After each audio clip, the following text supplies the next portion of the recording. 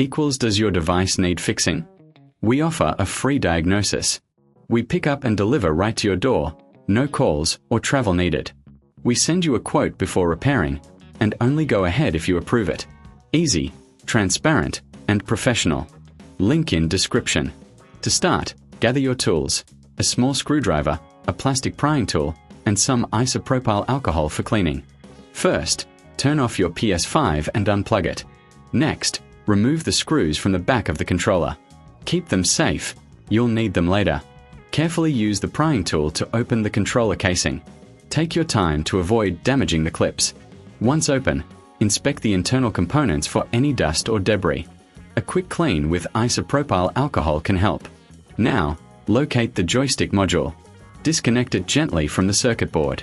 Replace it with the new joystick, ensuring it's securely connected. Before sealing the controller, do a visual check to ensure everything is in place. Reassemble the casing and screw it back together. If you're unsure, remember, you can always get a professional diagnosis without obligation. We offer pickup and delivery at your home, so no calls, no travel. Get a quote before repair to know the costs upfront.